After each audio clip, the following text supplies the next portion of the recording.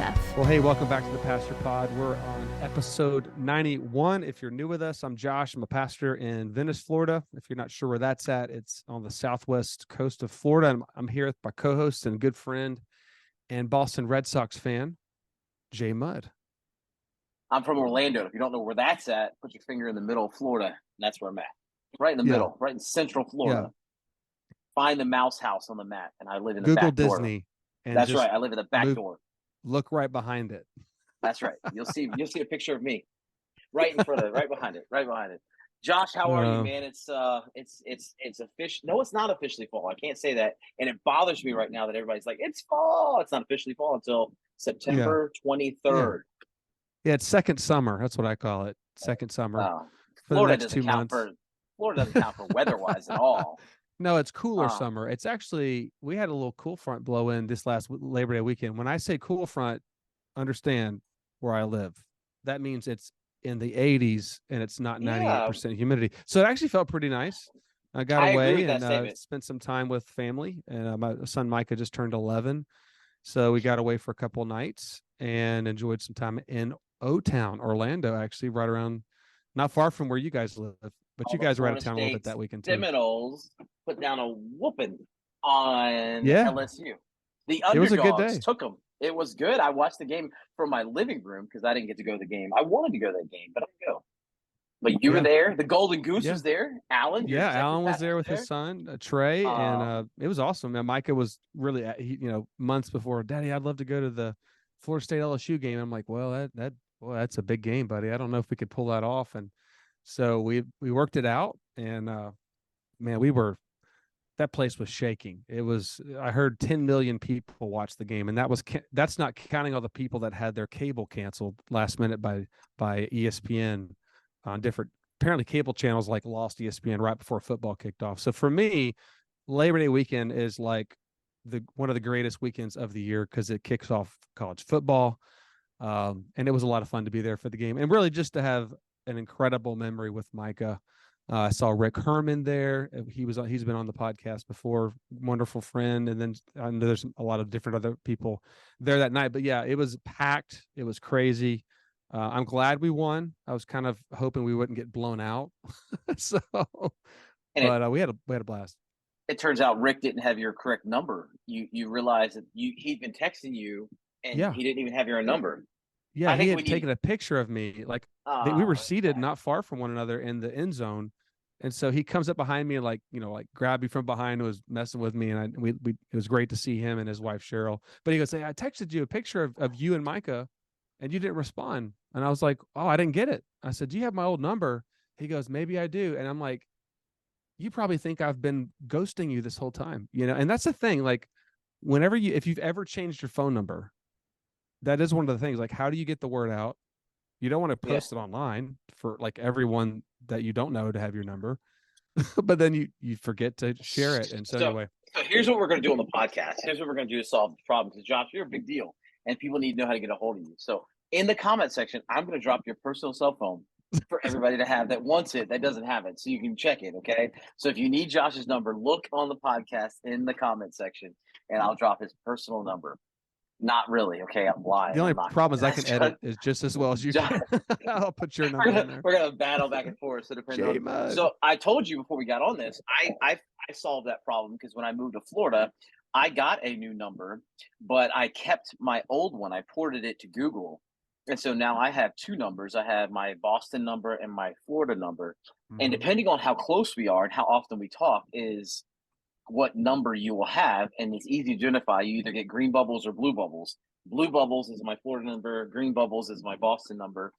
And if we don't talk very much, you probably get my green bubbles because that's the only number I have for you or you have for me. So, yeah, there's still some people who get green bubbles from me because we don't talk very often. So no favoritism here on the podcast. Well, it is what it is. Like if you want to call me, talk to me.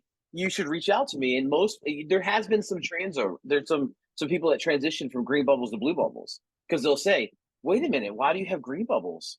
I'll be like, oh, I changed my number. Oh, can I get the new number? And then, of course, I'll give it to you. It's not like I'm selfish with it. But, so, not everybody transfers over. Well, I'm really glad to know that about you. I'm just glad that I've always seen blue But if you are new to the podcast is all about pastors having real conversations, open, honest, real conversations. And today we're gonna have a fun one today. We were coming up with some different ideas this last week. We've got quite a few coming up that we're gonna dive into, but this one was kind of on the list probably since the beginning of the podcast. I don't think we really went into this yet, but it's what I wish I knew before I became a pastor. And let me read this little quote here before we dive in. I don't mean to get like heavy here, but according to Barna, this one of the things Barna came out with recently is they said pastors who haven't thought about leaving the ministry say the immense stress of the job, current political divisions, and feeling lonely and isolated have negatively impacted their ability to lead within the past year. And this is kind of going back a little bit to coming out of COVID. And so, with all that said, there's all the stuff that we've covered a lot, Jay, like pastoral burnout, isolation, the need for relationship, and I think some of that could play into what we're going to talk about today. But really, what are some of the things that you wish you knew before you became a pastor? We can go back to Bible college days, of course, but No, things you that's wish fine. Yeah. you thought that maybe you thought you knew, but you wish you would have really learned maybe Well, more in Bible college and seminary, and once you got into a well, church position. I'm gonna let you take care of the real spiritual stuff, because you're gonna probably go, I wish I would have known hermeneutics or Greek or something crazy like that. I'm just gonna be real frank with you and just tell you straight up. I wish I would have known that I wouldn't have any friends. Like, literally, that is one of the craziest things in the world. Of like, it's so bizarre and so weird to think about. We talk about it. We talked about it on the podcast, the loneliness, the burnout. But that is probably one of the realest things that I just can't get over, of how isolating it literally can be. I texted a guy today. And this is full transparency because it just happened today. I Mm-hmm. didn't plan it. It just happened. I texted a guy today. I said, "Hey, I need you to quit your job and come serve with me at Village Point. I can't pay you. I have no office for you to work in, and I can't guarantee it's gonna actually work out. But this is a once in a lifetime opportunity." That was my Mm-hmm. exact text. I could show it to you. And it just sat there for a little bit, and then I sent him a little meme. It was an office meme that says, "You miss 100% of the shots you don't ever take," because I was like, I'm just taking a shot here, all right? And he texted back, and it was a guy that I've known for a very long time and who can handle the jokiness of it. But it's just like, I was sitting there today, and I'm in church planning world, and I did this to myself. Like, I don't know, I love church planning, and I'm sitting there going, today's one of those days I wish I had somebody that like that was here with me, laboring alongside with me. And I'm kind of solo acting because this is what church planting is. But in addition to that, it's just like, I don't know why I feel like even the friendships I do have are very, very surface level, in the sense of, I guess it's just the role you're in. Pastors, they say lonely, it's lonely at the top. And it's not like I'm Mm-hmm. better than anybody or anybody's better than anybody, but it's Yeah. like this part of leadership is lonely there, because every time you get into a conversation, it always steers towards Yeah. ministry or the work part. So we had dinner with a couple on Monday night, Labor Day, and we were having a good time. We were laughing, and then all of a sudden it transitions, and we're talking about Village Point. And I'm like, I didn't want to talk about Village Point tonight. Mm-hmm. Believe it or not, this is a word to anybody who's out there listening that's not on a church staff. Believe it or not, pastors don't always want to talk about church. They don't always want to talk about ministry. Sometimes they just want to talk about football. Sometimes they just want to talk about, smoking meat on their trigger. Um, Mm-hmm. they just want to have a conversation. They want to be a normal Yeah. person and not have to feel like they have to talk about ministry, although it is usually a passion. So I will say, Mm-hmm. right off the bat, that Mm-hmm. is one thing I wish somebody would have like really filled in the details. And here's the thing: they probably did tell me in Bible college. I'm sure back in Bible college, somebody told me how lonely it was going to be, and I was like, "Nah, not me," But Mm-hmm. Mm-hmm. seriously, I think that's one thing that is huge. Is that aspect of what it's like to be in ministry and feel like you're in this glass jar, where no matter Mm-hmm. where you turn, someone's looking at you, someone's judging you, somebody's going to say something about something you said or whatever it may be. We were just talking about this before you record today, Mm-hmm. right? Um, yeah, I'm going to say it. Why not? Why not? Because you said, you know what, you got to preface it with this, right?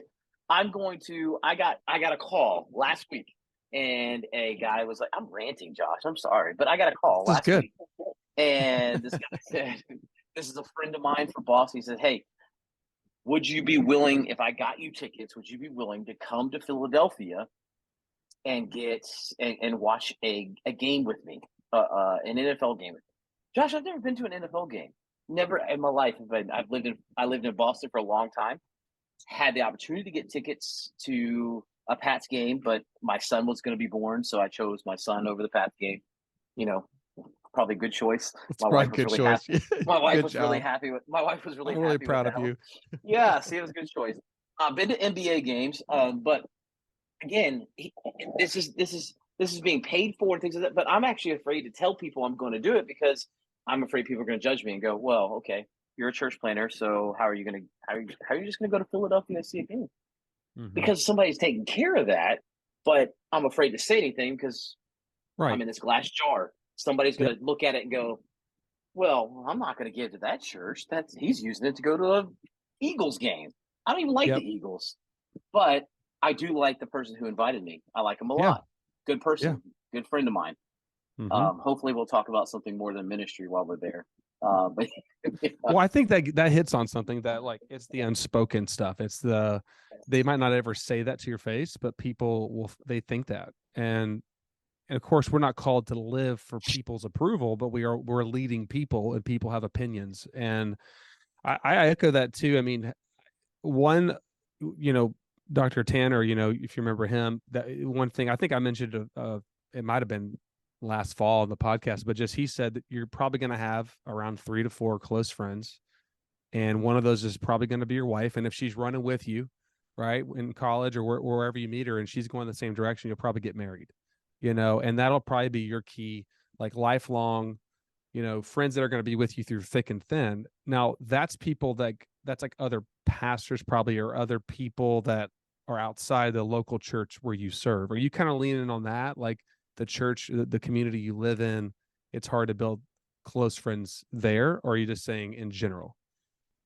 for you, what do you wish you knew before? I'll say a couple things. One, my mind instantly went when you said Dr. Tanner said you're gonna have 3 close friends and when you said one, I was like, well, one's gonna betray you, right?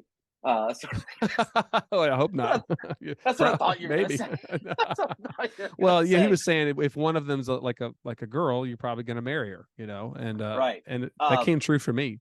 So I think there's 2 levels here, and I'll start with the inside your church. That's very difficult. I think that's extremely difficult. Then I think on the other side of it, I think pastors have good intentions, and outside of your bubble, there's good intentions for pastors who want to care for you and love on you, but they're feeling the same pressure. And for some reason, we're all feeling the same thing, but we all wrestle to really be close to one another. There's still that tension of like, hey, I'm going to build a healthy relationship with another pastor, even though we know we need it, we know other people need it, but we're busy, we have a lot on our plate, and we can't really give much more to that either. So on one level, inside your church, it's hard to build those relationships. On the other level, you may have some closer relationships, but I still don't think they're really, really deep because it's hard to do that. No matter how you try, it's hard to do that. And I'm not even saying, I wish I could tell you I have the answer for the podcast. I wish I could say, and here's the answer to that. But this is a problem that's been going. This is a struggle, not a well, maybe it's a problem. Who knows? It's a struggle. I think it's been going on for a long time.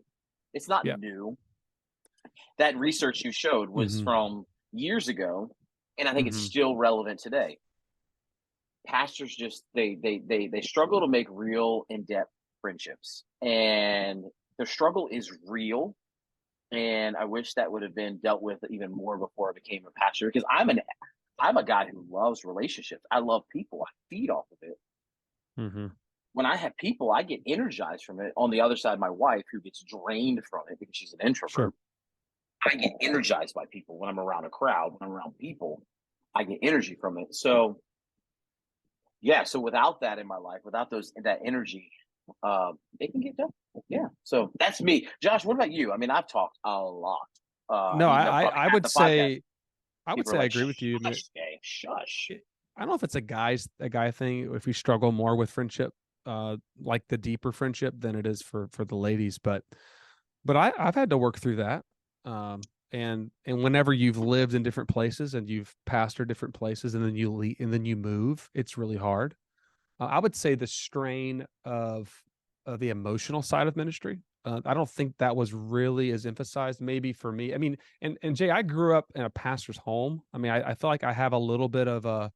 I think my dad really modeled like being transparent and real. He didn't act like the pastor on Sunday morning and then Monday night was completely different. I mean, of course he had to be pastoral and preach and all that, but like he was genuine and authentic and was at the ball field with us, coaching us, and then he was witnessing to people at the grocery store and preaching on Sunday. So I grew up, it was normal, like it wasn't super weird to be in a pastor's home. Now we in a lot of ways it was in a glass house. I mean, people would bring it up all the time, about how I'm a pastor's son, and people would have opinions and they'd have thoughts, and there's kind of that unspoken like pressure that you have to live up to. So that's one thing that I think I knew as a kid, but I think now as a dad, I want to be more sensitive of how my kids feel as they're growing up, because believe it or not, I mean, people in the church, in the community, in the school, wherever we are, if they once they find out who we are and who my kids are, I do think there is an kind of like with the football game, there's an unspoken, they don't say it, but there's an expectation that my kids have to be perfect. And if they have a rough morning at church, or if there's something that goes wrong, that it's like a huge deal. Now, I don't think anyone would admit that, but based on our experience, the last, Mike has just turned 11 years of being a parent. There is a pressure on the kids. And I think that's something maybe I took for granted because that's all I knew as a kid. But now that I'm a dad, I'm trying to be more sensitive to that and let them know that it's not all about performance. I mean, my youngest daughter is Chloe is in kindergarten, and there's like, colors that they do in their class about like, if you get a blue, it's like you're doing really good, and green's good, but yellow, it's all right. And she's most days on a yellow because she doesn't know how to be quiet in the line, and she's learning how to do certain things. So that's important for her, but I don't want her to grow up thinking it's all about performance, that maybe kids are wired differently. And yes, there should be some standards, and there should, and we correct our kids, and we're pretty firm with them. But I do think that's something I don't think I was as prepared as a dad to handle. And so that's something I'm still working through. So I see that, and I think that is for me something that I experienced in an established church. But as a church planter, that was one of the first things I was like, I want to make sure that there's not this weird, unrealistic expectation because they're my kids that they're going to act a certain way or do. They're kids. At the end of the day, they're still kids. Mm-hmm. Man, if people knew what I was like as a kid and a teenager, I don't think they'd show up to church and be like, "Oh, let me listen to this guy. Let me talk to this guy. Let me let this guy shepherd me." Right? We have to understand my kids are kids, just like your kids. And I think we talked about this all the time. A pastor is just they're an individual who's been called by God to do something, but they're just like you. They struggle like you. They have issues just like you. They have a past just like you. They make mistakes just like you. The same goes for our kids. And Mm-hmm. I think one of the things I was really, really strategic about in church planning was there's not an expectation. And I remember specifically one time at the church plant in Boston where somebody came up and said, they are pastors' kids. And I said, yes, they are pastors' kids, but they're no different than any other kid in the church. I said it just like that. Maybe that was Papa Bear coming out. And I said it Right. lovingly and kind, but I was like, yeah, they are pastors' kids, but I know where this is going. You're saying because there's pastors' kids, you expect them to be, up Right. here. Right. Listen, they're my kids. They have their raw issues just like everybody Yep. else. And if anything, I think sometimes they have a difficult role because they understand, whether we tell them or not, they understand they're in that Mm-hmm. public eye, that they're still a pastor kid. Yeah. I've even had some of my kids say, I don't want to do that because I don't want people to think differently of you. And I have to They do. coach They them through do. that. Yeah. I have to coach them through it. And I have to say, hey, listen, just because you're a pastor's kid doesn't mean you have to. I want you to act differently because you brought up Love, differently, yeah. because you love God, because You of love the Lord, yeah. right, Hmm. all these things. Like I want that to come out, but I don't want you to do it just because you're my kid or because you're a pastor's kid. Yeah. You be you, let that be authentic and real. And I want to hope that my kids grow up and they go, because remember, most of my kids, my oldest was 7 when we started church planting. So more than 50% of her life has been in a church plant where we've tried to establish it. My prayer is that my kids grow up and go, my dad never pressured us. There was never a pressure of a PK or an MK Right. or whatever K you want to put on them, Yeah. right? I don't Yeah. know, Yeah. Yeah. whatever. And Church planting K. my parents didn't throw a lot of on me. They really leaned in and said, we're followers of Yeah, Jesus, and this is, so I do have the same expectations for my kids, that the reason we obey, the reason we is we want to glorify and honor God, and ultimately that is something we just have to work, keep at the forefront. Because I've told my kids, like, hey guys, if you make a mistake, we just be honest, and we want you to be real and transparent with us. And so that's something I'm still learning. I would say another one for me was how important learning how to do basic administration. Like, how many pastors struggle with just basic administration, like following up with emails and like having a to-do list and thinking ahead and planning. I mean, I'm not saying like if your personality leans that way, but just how to be able to be healthy in the role of pastor. You've got to be able to administrate to a certain level, or you're just going to like be overwhelmed all the time, because it's not just writing a sermon and preaching. It's how do you follow up with families in need? How do you make sure the emails get out? How do you make sure the meetings are planned? And of course there's a lot that goes into it with the staff, but just being a good administrator to a point. I know that it's not about us doing everything. I think that was something that was kind of like assumed maybe in Bible college, or maybe it just, some guys thought that all they're going to do is preach. And man, I I wish that's all I did. I'll be honest. I mean, it'd be the greatest job in the world if all I did was write sermons. I mean, yeah. just the I'm way that thinking I'm about. wired. I I mean, love preaching, love communicating, and I love the other aspects too. But I don't love it as much as I do preaching and pastoring.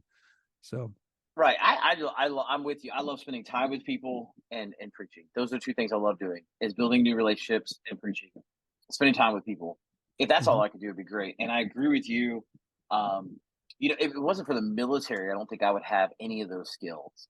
The military drove into you some form of organizational.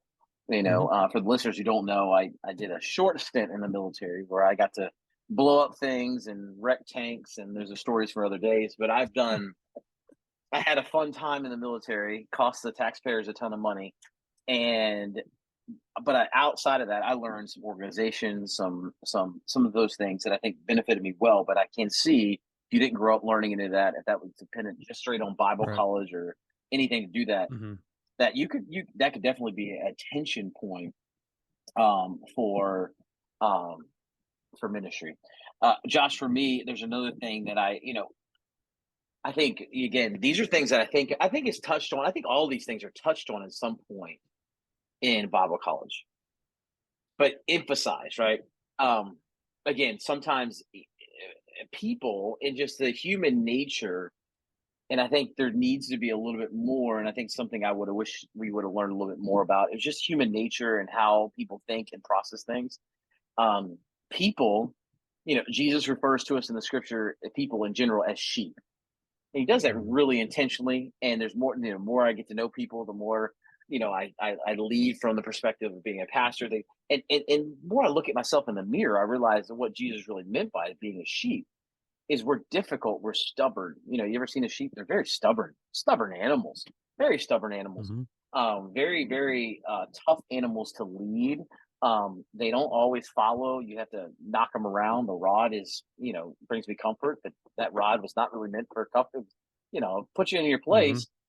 But I think really one of the most frustrating, I think pastors, if they were being completely honest, one of the most frustrating things sometimes is just human nature. People being Mhm. people can be frustrating because on the other end, people not responding, people not following up, people not, taking leadership, people not stepping into things, people not, heeding warnings, all those different things. I mean, that's just human nature. I remember Mm-hmm. all throughout my ministry, I've warned people going, hey, I just want to give you a little warning, not to go down that road, and they'll go down that road. And then all of a sudden, as a youth pastor, I Mm-hmm. remember I called a parent one time and I said, hey, just want you to know I'm a little concerned about so and so. And they were like, oh, pastor, just being a kid. I was like, I know, I'm just giving you a little warning. I get it. I understand. And sure enough, they got expelled from school for the very thing that I was Oh, talking about. wow. And I was like, and then they called and they were like, oh, pastor, we need your help. And I'm like, I was trying to help before this happened, before it got here. And again, the people being people, but that is a very difficult, I don't know how to even Mm-hmm. articulate that, but I think just Mm-hmm. something along the lines of how difficult it would be to shepherd sheep. I Mm-hmm. think it's extremely, extremely important. And you're a sheep yourself. So again, Yeah. you have to be led as well. But Mm-hmm. just leading people is probably one of the most difficult tasks of a pastor, Mm-hmm. that is not talked about as much as I think we'd like to talk about. We like to talk about, Mm-hmm. different, models we can use, different programs we can do. But that is just, attempting to get sheep to do something different. But Right. that one-on-one leading somebody, I think, is very difficult, challenging. Anyhow, Yeah, I think the next one I have is pretty much it's like on the other side of that, and having to fight the bitterness, probably some depressing days, and maybe even just being pessimistic, um, when you deal with difficult people, whether it's not even directed towards you, or if it's a family situation, or um, probably some of the hardest times in my ministry have been the emotional toll of your heart breaking for some brokenness in a family, someone like you just said, Jade, really a lot of what you said. But I would say adding to that, the frustration or even the anger that I've felt when they go against the word, or they cause disunity, or they lie, or they, um, out of their pain, hurt people. So that one for me, and I'm wired, we're all wired differently. So I think for me, I've had to learn that I have to guard my heart, because if I don't, I will go down I'll go down a spiral. Because I take it on a little too much. Like it's almost like, I know that he's the great shepherd and I'm an under shepherd, but sometimes I get out of order and think that I've got to figure this out. And many times God has been teaching me that I'm there to pastor them, but then allow God to work in that, and not allow, but step back and see God work in that, and don't take it personal. Don't make it all about me, but let God do the work. And then choose to, when people don't act like Jesus in the church, learn to love them and pray for them and release them and forgive them.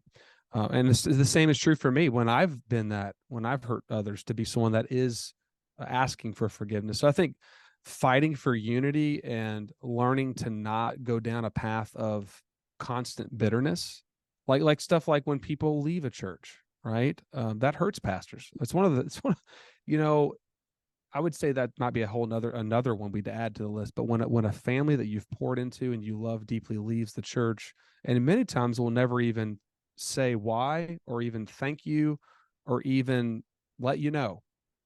Um, any pastor that would tell you that doesn't hurt is probably not being completely transparent. And it doesn't mean that everyone should stay where they are and not feel God call them on to other churches or ministries. And I know as pastor, I've moved a few times in my ministry, so it goes both ways. But I do think there's a deep, like, emotional pain that goes with that. And I don't think I truly understood that until I stepped into this role. I mean, I watched it a little bit growing up. I was around some of it when growing up. But that's something I'm still learning, and I'm learning to say, okay, it's going to happen. And I as a shepherd, I'm going to have some wounds. I've read, different books that talk about a shepherd sometimes going to have a little bit of a shuffle. He's going to sometimes not be walking straight, because the sheep sometimes are difficult to pastor. And like you said, Jay, I am one. So, um, I think for me, some of the darkest, most difficult days of my ministry have been when I'm trying to help someone that won't help themselves by obeying the word, or they won't forgive, or they won't do XYZ that God has called them to do, and they choose to go the other way. and it goes back to youth pastor days and now, in this role, that's probably, I don't think I don't think anybody can ever be prepared for that. You have to go through it. But I kind of wish I would have been taught more about that, about not taking it personally, learning to be more consistent emotionally and not going on the roller coaster, and just learning to just choose to love people and not expect it to be reciprocal in some ways. It's good, Josh. That's really, really good. You have anything else? I got a lot more, but but yeah, Yeah. I do think success is a big one. I think Right. everybody has an opinion in the church about what a successful church is. Some people think, and I think us pastors, I mean, a lot of times we think the more people we get in the seats who are successful, or how deep or quote unquote deep the teaching is, how long the sermon goes, what kind of building you have, or whether you do have one, or you're more spiritual if you don't have one, or if you do the house church, or the mega church is wrong, or the small church is right, or or vice versa. Just dealing with people and how they view just church is, I think, could be challenging. And I don't think I was fully equipped, but God's, by his grace, helped me learn some different conversations to have with people about, like, what did Jesus say the church is? What is the church called to do? Why is the church here? That stuff's been really fun to dive into deeply. But I think earlier on, I was like, yeah, everybody knows why the church is here. Everybody knows what a successful biblical church is. When in essence, uh, people in general are very easily swayed by all types of false teachers. And I think that's one of the signs of the times, um, because success, in a lot of times, is just more views, bigger platform, and more money. Well, that's the measure of success. I'm failing miserably.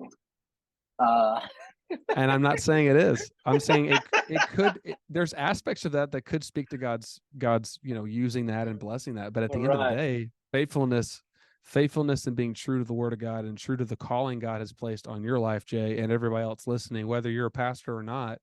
Right. Faithfulness is eventually in heaven, casting our crowns. Whatever we earn through our good works on earth is casting those crowns before the King and saying, you deserve all the glory and praise. I think that keeps us humble, that keeps us hungry to serve and willing to go through sacrifices, because at the end of the day, it's not about me. It's not really about you. It's about the glory of God and us having the honor and privilege to serve him in his church. And so for me, the more I lean into that, and the more I think about eternity, the more hope it gives me in those difficult days.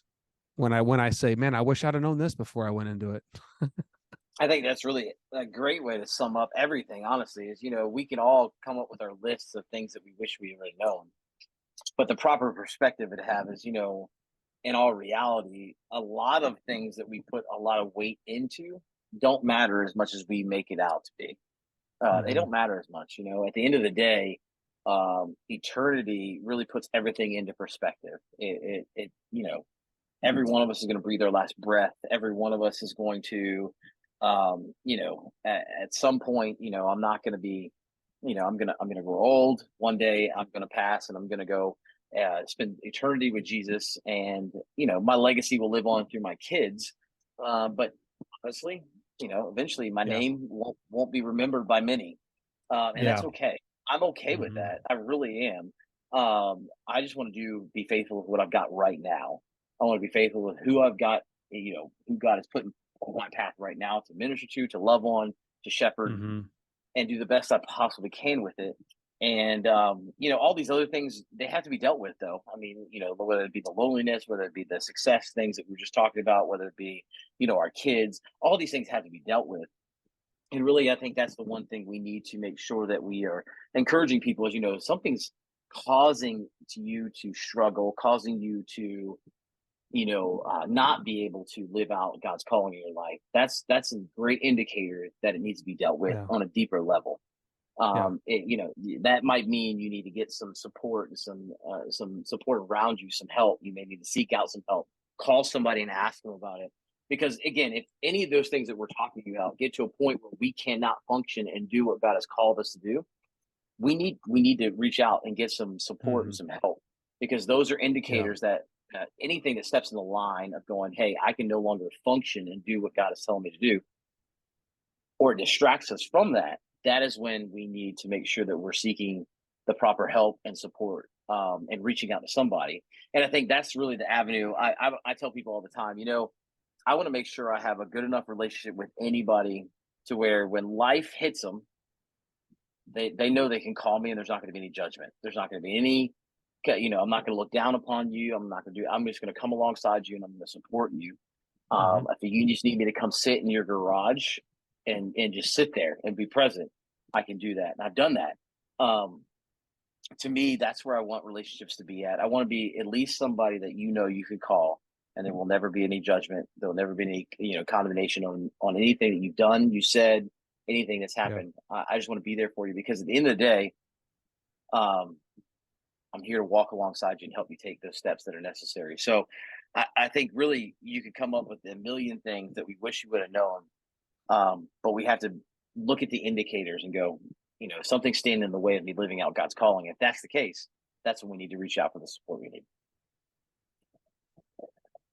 That's a So good word. I do think that really wraps it up well. And I think going back to the original question or the original statement, what I wish I knew, honestly, God equips the called and he equips us as we go, as you're going, make disciples. So I think in a lot of ways, God's school of leadership is not found in a class necessarily. It's getting their yeah, feet dirty. It's getting out like Jesus with his disciples. They walked the roads together. They did ministry together, the preaching and teaching and caring and the impact that Jesus had. They watched and they learned and they had questions as they went about. And so that just gives you hope that it's not about and it's not about ever arriving to some yeah, place where I have learned enough. It's like, well, you know what? God's going to give you a new opportunity. He's going to give me a new opportunity to dig deep and humble myself and say, God, teach me something new.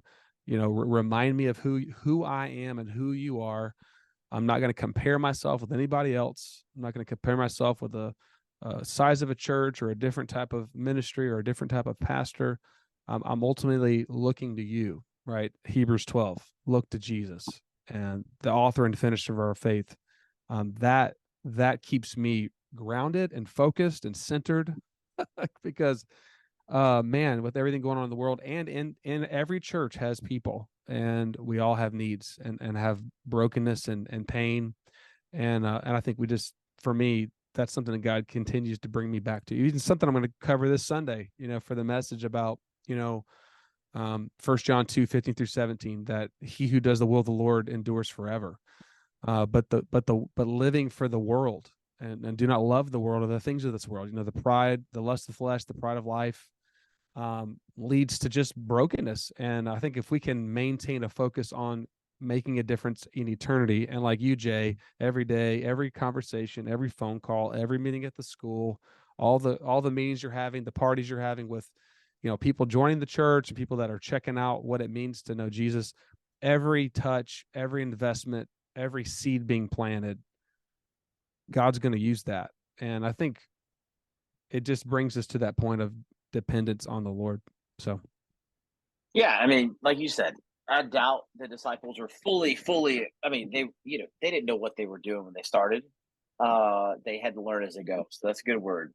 But listen, Josh, another great conversation, another great opportunity to chat and be real and raw on the Pastor Pod. We'd love to hear from you. As always, you can reach us at thepastorpod.com. You can email us at thepastorpod@gmail.com. We'd love to connect with you. Reach out to us. What is something you wish you'd learned? What is something that we missed maybe on the podcast? Drop it. Let us know. We'd love to interact with you. But from Josh and myself here at the Pastor Pod, have a great weekend. Hope to see you back here next week on the Pastor Pod.